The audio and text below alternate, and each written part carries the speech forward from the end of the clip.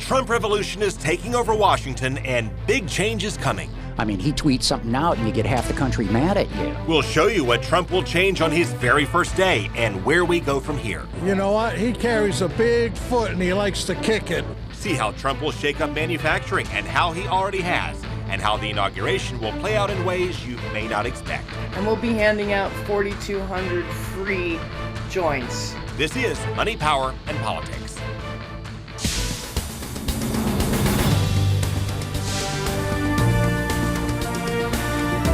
Okay, Marissa, let's start with the Washington press corps caught in a squeeze here because you have President-elect Trump, right, who says journalists have just been too tough on him. And you've got President Obama, who has said they've given Donald Trump a pass. And today, President Obama urged reporters to keep asking tough questions long after he is gone. The president is concerned that Mr. Trump will place new restrictions on the press, and he told journalists to keep pressing for access and answers.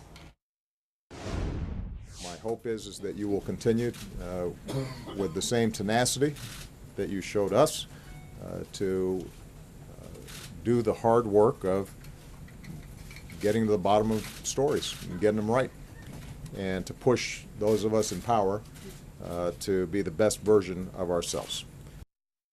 Now, when Trump takes office on Friday, he will likely place a hiring freeze on federal government and roll back some orders that protect some illegal immigrants from immediate deportation. All of that in his first few hours. We've also learned he will also, of course, keep tweeting. Yeah, look, I don't like tweeting. I have other things I could be doing. But I get very dishonest media, very dishonest press. And it's my only way that I can counteract. Well, 4 of Trump's nominees were on the hot seat today. Busy day. I'm going to start with tough questions for Health Secretary nominee Tom Price.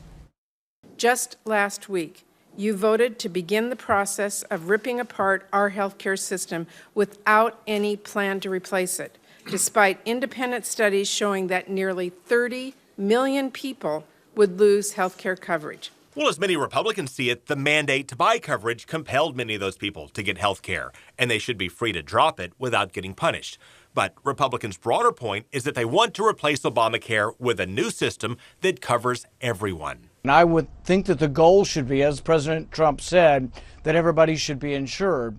And that is the goal.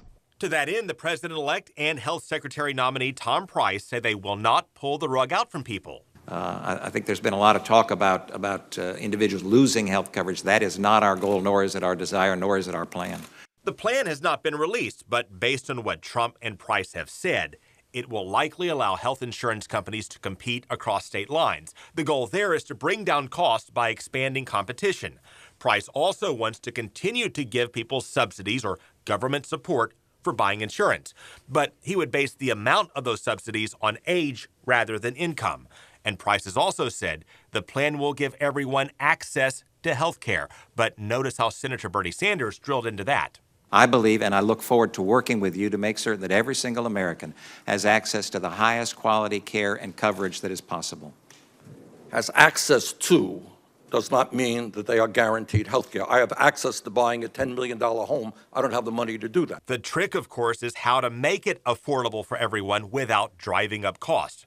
Trump is trusting Price to lead the way on this if he gets confirmed. But Price is also caught up in controversy for reportedly buying stock in a company, then days later introducing a bill to benefit that same company. Trump's transitionist said his broker bought that stock without his knowledge. Everything that we have done has been above board, transparent, ethical, and legal. That controversy could at least cost him some votes, and if he is confirmed, it may not be until late February or early March, about the same time Republicans want a replacement plan on the table. Meanwhile, Nikki Haley, Trump's choice for UN ambassador, hit some bumps in her hearing because she lacks foreign policy experience. Scott Pruitt, Trump's pick to lead the EPA, took heat for fighting the same agency he now wants to lead. We must reject as a nation the false paradigm that if you're pro-energy, you're anti-environment, and if you're pro-environment, you're anti-energy. And 79-year-old Wilbur Ross, nominee to run the Department of Commerce, had a run-in with protesters who called him out for supporting the Trans-Pacific Partnership in 2015. Ross now says it's a horrible deal.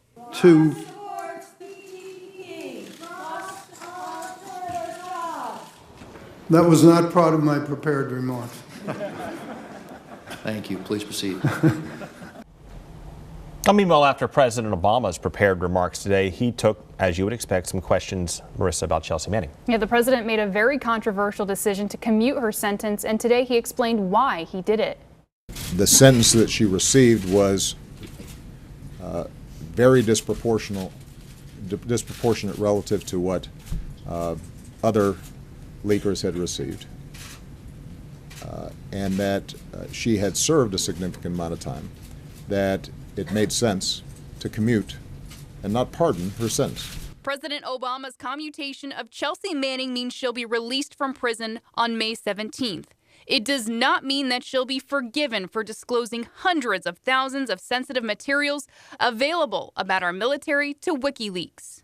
We have got to decide as a country that we're going to support our military, and by letting somebody like this out of prison that committed treason is wrong. The decision has fired up Republican lawmakers who question the president's motives for it just days before he leaves the White House. They worry it sets a bad precedent and that it could compromise the country's national security moving forward. Now that they know that an American president is willing to commute the sentence of someone who shared such information publicly, they're probably going to think twice before they're willing to cooperate with America in the future, and that's bad. And it has those on both sides of the aisle divided again. Those are the same Republicans on Capitol Hill who endorsed a man for president, who praised WikiLeaks, defended the integrity of Julian Assange, even as he was trashing the patriotic men and women who work in the United States intelligence community. Manning was serving a 35-year prison sentence. By the time of her release, she will have served less than 7 years behind bars. So we've had some surprises in President Obama's final week in office, and we may have some more surprises on President Trump's first day. We sure, man. All week we've been showing you exactly how the inauguration will be unique, case by case, and tonight we have yet another example.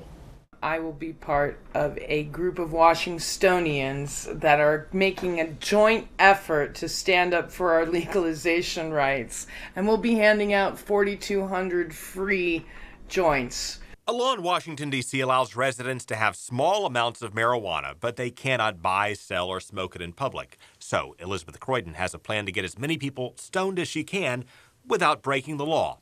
Her plan is to give out more than 4,000 joints with no exchange of cash or goods. We started rolling our cannabis last week to prepare for the guests that we have coming into our hometown, and a lot of people are just going over to a friend's house, 6, 7 at a time, rolling what they want to do, spending the day together. Croydon's also a stand-up comedian who works a lot of politics into her shtick. Red Castle on the Smithsonian will be Putin's own private home. Inhale to the chief. Trump 420. Do you want to go through the next 4 years sober? I don't. Get it while it's legal. Jeff Sessions is coming. Soon the Smithsonian will be called the Smith and Wessonian. And now she's leading a campaign to legalize marijuana across the nation by handing out thousands of joints in our nation's capital. We're doing this to assert our rights and say that we won't move backward on the issue of legalizing an industry that can bring a lot of money, jobs, and health to people. Well, Jeff Sessions may beg to differ. Coming up, we're going to dig into Trump's historically low poll numbers for an incoming president. Adam Goodman will weigh in. And Mike Flannery shows us how this inauguration will stand out from the rest.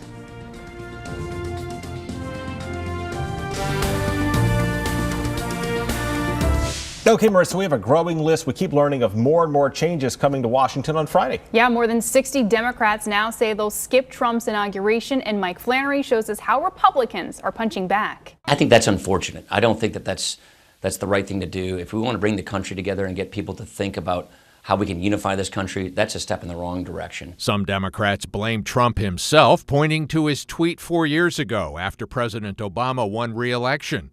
We can't let this happen. We should march on Washington and stop this travesty, Trump tweeted. Our nation is totally divided. Last month, Trump seemed to envision a rip-roaring inaugural celebration of his swearing-in. I hope the movement fans will go to D.C. on January 20th for the swearing-in. Let's set the all-time record. Officials now expect a crowd of 800,000 to 900,000 this Friday, about half the 1.8 million on the Mall for President Obama's first inauguration. A spokesman now says Trump's inaugural events will not be a rip-roaring party, but more workmanlike. He and wife Melania plan to hit 3 inaugural balls Friday night.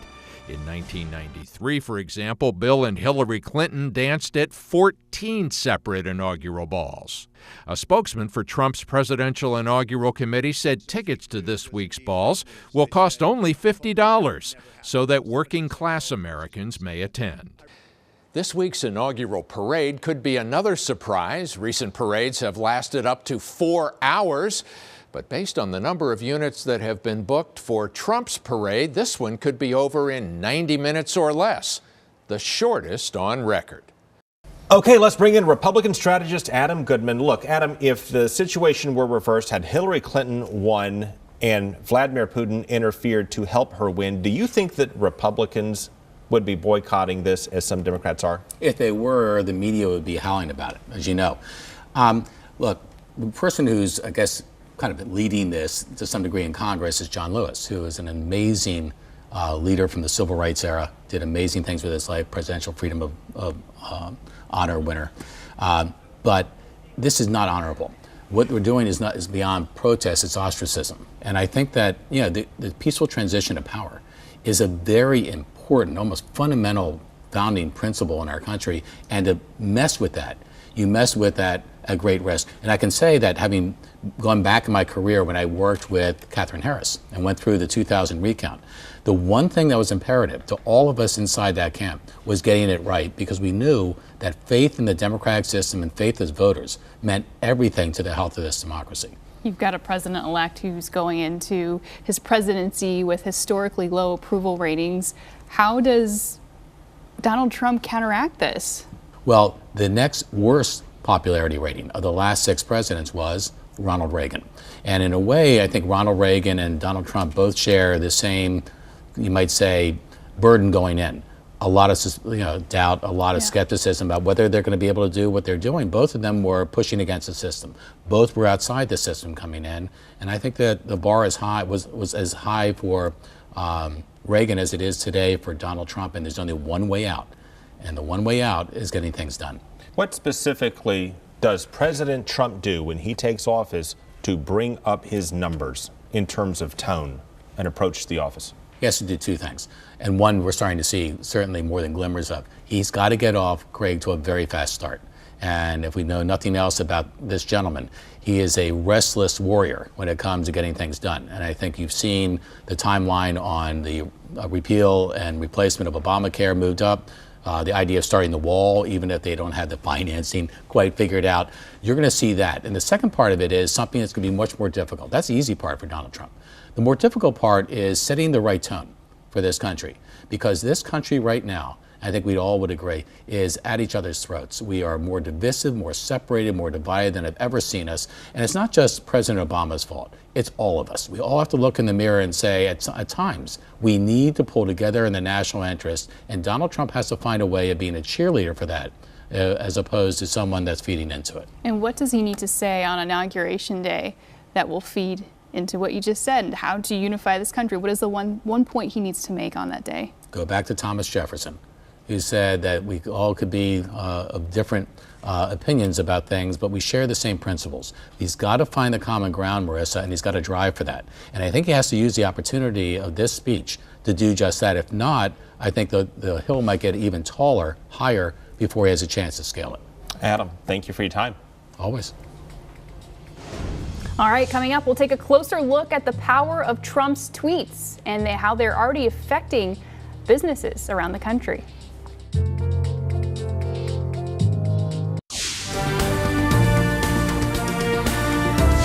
Well, President-elect Trump says he led the charge to keep jobs in America at Ford and General Motors. And to that end, GM does plan to add 7,000 jobs and upgrade some of its plants. But Charlie Langton asked if they would have done that anyway without pressure from Mr. Trump. The $1 billion investment from General Motors in several plants around the country, some say, is a direct result from Donald Trump and his tweets. You think the auto companies are afraid of Donald Trump?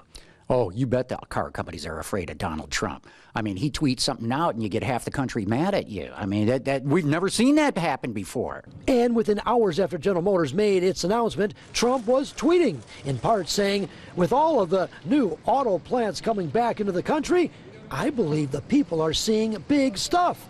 But some disagree. Because General Motors had this in place prior to Donald Trump, as it is anyways. So nobody should be taking credit for this except for General Motors. Everybody, GM, Ford, FCA, even Hyundai now, even Toyota are coming out and saying, look how much we're doing for America. It's all about Donald Trump. They're repackaging what they would have announced and would have never gotten any attention. Now it does. General Motors issued this statement. As the U.S. manufacturing base increases its competitiveness, we are able to further increase our investment, resulting in more jobs for America and better results for our owners. Donald Trump was not mentioned. You know what? He carries a big foot and he likes to kick it. The $1 billion investment is in addition to the $2.9 billion announced last year by General Motors. The specifics as to which plants will get that $1 billion will be announced later in the year. They're shooting off all the fireworks and making big headlines about this investment because of Donald Trump. Now, how much of an influence Donald Trump's tweets actually had on General Motors' investment, I guess, is up for debate. But some people are saying, though, if Donald Trump really wants to take credit for keeping jobs here in the United States, that he should mention it when he's sworn in on Friday. Okay, coming up, see how Russia is honoring the next American president, and Vladimir Putin scores the most interesting line of the week.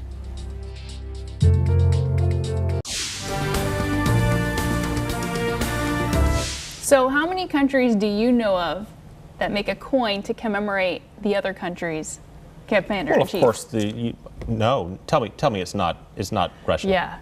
Yeah. Russia's creating a coin, or has created a coin, that commemorates the 45th president of the United States in Russia, Donald Trump. Fascinating. So you have Russia honoring the next president with a commemorative coin, and you have the line of the week, I would say, spoken by Vladimir Putin in defending Donald Trump against what he calls rubbish, fake news of unsubstantiated reports of prostitutes with Mr. Trump in Russia. He also manages to defend Russian prostitutes as well. Take a look.